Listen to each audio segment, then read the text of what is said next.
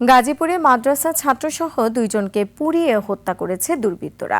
গাইবান্ধার গোবিন্দগঞ্জে স্কুল শিক্ষককে হাত পা বেঁধে শ্বাসরোধ করে হত্যা করা হয়েছে। আর পারিবারিক কলহের জের ধরে আশুলিয়ার অন্তঃসত্ত্বা স্ত্রীকে হত্যার পর স্বামী পলাতক। প্রতিনিধিদের তথ্য ছবিতে ডেস্ক রিপোর্ট। গাজীপুরের শ্রীপুরের তেলিহাতি ইউনিয়নের বৃন্দাবন এলাকায় বড়মি এমসি বাজার আঞ্চলিক সড়কের পাশে একটি আগুনে পোড়া মরদেহ পড়ে থাকতে দেখে স্থানীয়রা পুলিশকে খবর দেয়। নিহতের শরীরে পোড়া ও গলায় রশি পেঁচানো অবস্থায় ছিল। তার পরিচয় এখনও নিশ্চিত হতে পারেনি পুলিশ।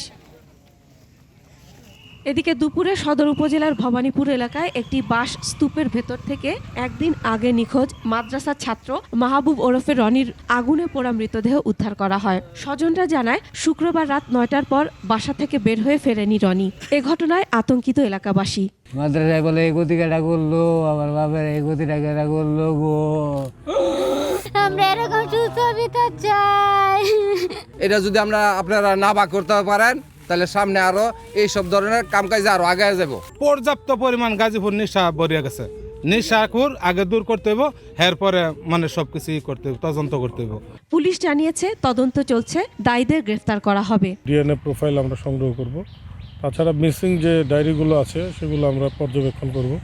কারো মিসিং হয়ে থাকলে তাদের আইডেন্টিটির জন্য আমরা সর্বোচ্চ চেষ্টা করতেছি। গাইবান্ধার গোবিন্দগঞ্জে শামসুন্নাহার রুমা নামে এক স্কুল শিক্ষককে হাত পা বেঁধে শ্বাসরোধ করে হত্যা করেছে দুর্বৃত্তরা। বেলা 3:30টার দিকে শহরের উপজেলা স্বাস্থ্য কমপ্লেক্স সংলগ্ন এলাকার একটি বাসা থেকে পুলিশ মরদেহটি উদ্ধার করে। পুলিশ ও প্রত্যক্ষদর্শীরা জানায়, রুমা স্বামীর সাথে ছাড়াছাড়ি হওয়ার পর এক ছেলেকে নিয়ে বাবার বাড়িতে থাকতেন।